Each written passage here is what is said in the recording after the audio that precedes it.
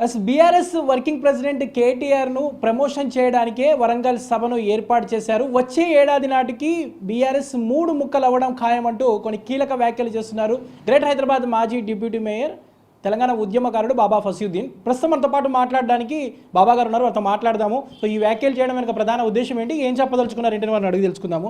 చెప్పండి, ప్రధానంగా మీరు కొన్ని వ్యాఖ్యలు చేస్తున్నారు, కేటీఆర్ హైజాక్ చేస్తున్నారని చెప్తున్నటువంటి పరిస్థితి ఏంటి అసలు? ఇట్లాంటి ఈ పార్టీ పెట్టినప్పటి నుంచి, గులాబీ జెండా తయారైనప్పటి నుంచి కేసీఆర్ గారితో కదం సే కదం మిలాయించి ఒక ఉద్యమకారుడుగా విద్యార్థి నాయకుడు తిరగడం జరిగింది. కేసీఆర్ గారు 2001 పార్టీ పెట్టినప్పటి నుంచి తర్వాత ఆలయ నరేంద్ర బాబు స్వర్గీయులు ఆలయ నరేంద్ర గారు ఆయన కేంద్ర మంత్రి పదవి చేశారు. 3 సార్లు మెదక్ జిల్లా నుంచి ఎంపీగా చేశారు. ఆలయ నరేంద్ర గారు రెండో స్థాయి ఆయన కల్పించిన పార్టీలో గొప్ప స్థాయి కల్పించినప్పటికీ కూడా ఏ బహిరంగ సభ అయినా బ్యాక్ డ్రాప్లో కానీ అప్పుడు ఫ్లెక్సీల జమానా నుంచి పెయింటింగ్ల జమానా గారిని చూసుకుంటే అప్పుడు కూడా క్లాత్ బ్యానర్ పైన ఆ కేసీఆర్ గారి ఫోటోతో పాటుగా 20% 30% ఆలయ నరేంద్ర గారి ఫోటో ఉంటుండే. దాని తర్వాత వరంగల్ బహిరంగ సభ దగ్గర రాగానే ఆయనను సస్పెండ్ చేసి ఒక బీసీ నాయకుడు, అది అయిపోయింది. తర్వాత విజయశాంతి గారు వచ్చారు. విజయశాంతి గారు వచ్చిన తర్వాత కూడా ఎన్నో బహిరంగ సభలు జరిగినాయి. తెలంగాణ ఉద్యమం చాలా తీవ్ర స్థాయిలో పెద్ద ఎత్తున నడుస్తున్న సమయంలో కూడా విజయశాంతి గారు ఫోటో పెట్టినట్టుగా పెట్టడం జరిగింది. అదేవిధంగా తర్వాత కేశవరావు గారు మరో బీసీ నాయకుడు, చాలా సుదీర్ఘ రాజకీయ అనుభవం ఉన్న వ్యక్తి, పిసిసి అధ్యక్షుడు చేసిన వ్యక్తి, పార్టీని కాంగ్రెస్ పార్టీ అధికారం తీసుకురావడంలో, అదేవిధంగా కేంద్రంలో చాలా మంత్రి పదవులు చేసి తర్వాత పిసిసి అధ్యక్షుడు చేసి సుదీర్ఘంగా రాజ్యసభ ఎంపీగా చేసిన కేశవరావు గారు రెండో స్థాయి నాయకత్వంకి వచ్చిన ఆయనను కూడా కొన్ని సభలలో, చాలా సభలో పెట్టినట్టు ఆయన చూశారు. కానీ నిన్న చూస్తే మాత్రం కేటీఆర్ను ప్రమోట్ చేయటం కోసం ఏర్పాటు చేసుకున్న ఒక బహిరంగ సభ లెక్క కనబడుతుంది. కానీ ఎక్కడ కూడా ఒక రాష్ట్రంలో ప్రతిపక్ష పార్టీ ఏదైతే పాత్ర పోషించారో ఆ పాత్ర కనపడలేదు. అదేవిధంగా నిన్న బీఆర్ఎస్ నాయకులందరూ కూడా రజవోత్సవాలు అని చెప్పారు. 25 సంవత్సరాలు పూర్తి చేసుకున్నామన్నారు. 25 సంవత్సరాలు ఎవరు పూర్తి చేసుకున్నారండి? 23 సంవత్సరాలేమో టీఆర్ఎస్కి అయిపోయింది. 23 సంవత్సరాలు అయిపోగానే బీఆర్ఎస్ పార్టీ అని పెట్టారు. మళ్ళీ 25 సంవత్సరాలు అంటే 23 సంవత్సరాలు అయిపోయిన బీఆర్ఎస్ఆ, 23 సంవత్సరాలు అయిపోయిన బీఆర్ఎస్ఆ, 23కు 3కు అంకెలు మర్చిపోయారు ఈరోజు బీఆర్ఎస్ నాయకులు. కేటీఆర్ గారికి అర్థమైతే లేదు. అదేవిధంగా నిజంగా కేటీఆర్ గారు మన ప్రమోట్ ఏదైతే కార్పొరేట్ లెవెల్లో, కార్పొరేట్ స్థాయిలో ఏదైతే ఒక ప్రాజెక్ట్నో లేకపోతే ఏదైతే ఆ ప్రాజెక్ట్ కోసమో ఏదైతే విధంగా కార్పొరేట్ రంగంలో ఏదైతే ప్రమోట్ చేసుకుంటారో నిన్న ఆ విధంగా చేసుకున్నారు. ఎందుకంటే టీఆర్ఎస్ 2001 నుంచి జగదీశ్వర్ రెడ్డి గారు లేరా? 2001 నుంచి అల్లుడైనప్పటికీ హరీష్ రావు గారు లేరా? 2001 నుంచి పనిచేసిన ఎంతోమంది బీసీ నాయకులు మధుసూదనాచారి గారు లేరా? అదేవిధంగా ఈ రాష్ట్రంలో బతుకమ్మ పండుగను, తెలంగాణ సంస్కృతికి, ఆ భాషను కాపాడుకుంటూ వచ్చి మహిళ ఉన్న కవిత గారు లేరా? ఇంతమంది నాయకులు ఎక్కడ కూడా వాళ్ళ చీమంతా కూడా వాళ్ళ ఫోటో కానీ, చీమంతా కూడా వాళ్ళ ప్రియారిటీ కానీ ఇవ్వకుండా ఓన్లీ కేసీఆర్కు సమానంగా బ్యాక్ డ్రాప్లో ఫ్లెక్సీలో ఫోటో పెట్టుకోవటం, ఆన కేటీఆర్ గారు ప్రమోట్ చేసుకోవటం కనపడదు. కానీ ఎక్కడ కూడా మరో నాయకులు, బీసీ నాయకులు కావచ్చు, మైనార్టీ నాయకులు కావచ్చు, దళిత నాయకులు కావచ్చు, ముఖ్యంగా ఉద్యమకారులు కానీ ప్రస్తావన దీలే, ఎక్కడ దీలేదు. దీన్ని బట్టి అర్థమవుతుందంటే టీఆర్ఎస్ పార్టీలో అంతరాయంగా టీఆర్ఎస్ పార్టీలో కుమ్ములాట జరుగుతుంది.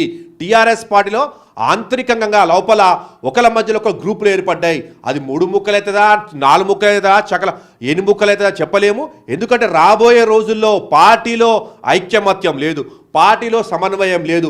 ఒక దగ్గర పోతానే ఇంకో నాయకుడు రావటం, ఒక దగ్గర పోతా అంటే ఇంకో నాయకుడు ప్రమోట్ చేయటం అట్లే కనబడుతుంది. కానీ అందరు కలిసి ఏకతాటిపై వచ్చి రేవంత్ రెడ్డి గారిని తట్టుకోలేకపోతున్నారని క్లియర్గా అర్థమవుతుంది. అంటే మొదటి నుంచి కూడా కేసీఆర్తో మొదటి నుంచి కూడా ఉన్నటువంటి హరీష్ రావుని నిన్న ఏదైతే ఆ కార్యక్రమంలో కొంత స్టేజ్ మీద కానీ అక్కడ ప్రయారిటీ లభించలేదని కూడా మీరు ప్రధానంగా చెప్తున్నటువంటి. సో ఏంటి అసలు దాని వెనక ప్రధాన వాస్తవం చూడంటే పాపం హరీష్ రావు గారు 2001 నుంచి చాలా ఉద్యమంలో కానీ, పార్టీలో కానీ, మామగారిని పట్టుకొని కానీ, కేసీఆర్ గారిని పట్టుకొని కానీ చాలా పనిచేసినప్పటికీ కూడా ప్రతిసారి ఆయనకు చిన్న చూపే.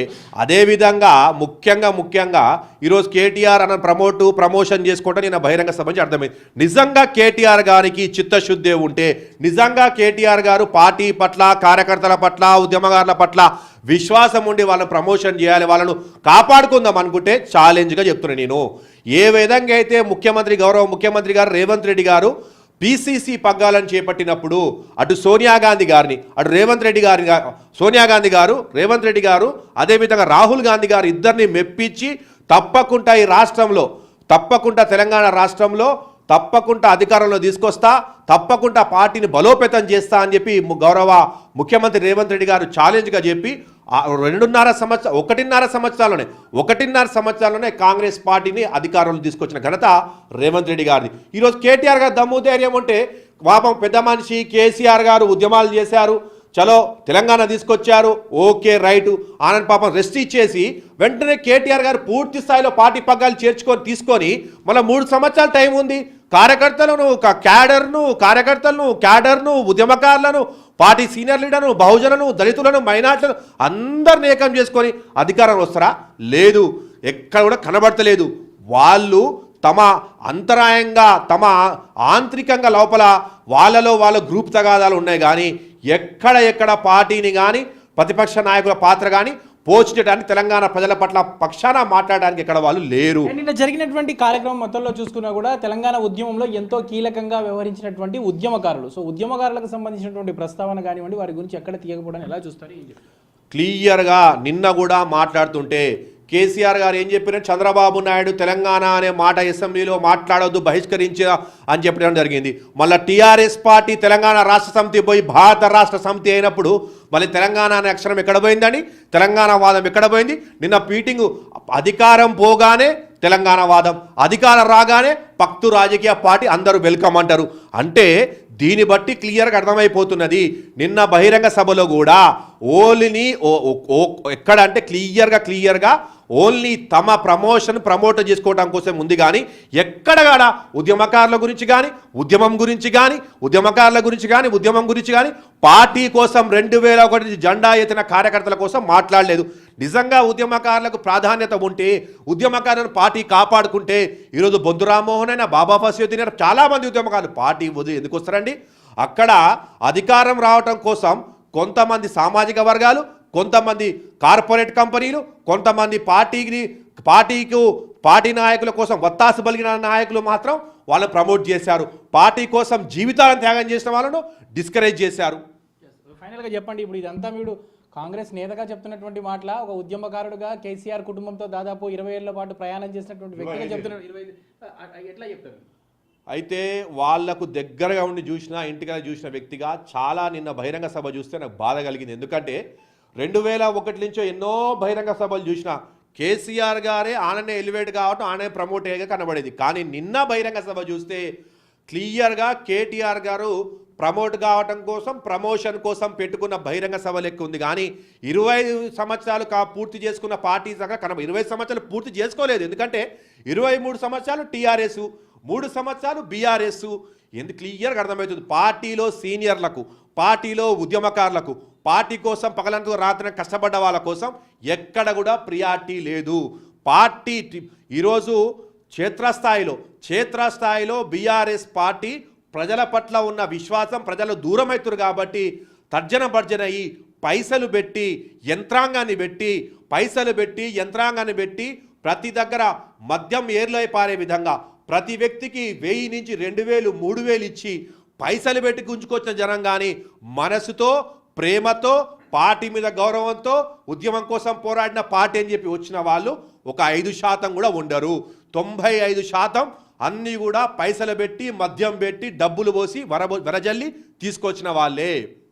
మొత్తానికైతే ఇటు నిన్న జరిగినటువంటి సభలో ఎక్కడ కూడా ఉద్యమకారుల గురించి కానివ్వండి, తొలి నుంచి పార్టీ కోసం కష్టపడినటువంటి నేతలు, కార్యకర్తల గురించి ప్రస్తావించకపోవడం బాధాకరం అంటున్నారు బాబా ఫసీయుద్దీన్. సో అదేవిధంగా ఏదైతే ఈ కార్యక్రమం ఏదైతే ఉందో ఈ సభ అంతా కూడా కేటీఆర్ను ప్రమోట్ చేయడం కోసమే తప్ప సో ఇందులో వేరే ఉద్దేశం ఏమీ లేదు. దీనివల్ల ఇటు తెలంగాణ ప్రజలకు కానివ్వండి, తెలంగాణ సమాజానికి ఎలాంటి ఉపయోగం లేదంటూ కూడా చెప్తున్నటువంటి పరిస్థితి కనిపిస్తుంది చెప్పచ్చు. వీడియో జర్నలిస్ట్ శ్యామ్తో నుమాని అభిన్, ఆంధ్రజ్యోతి, బోరబండ నుంచి.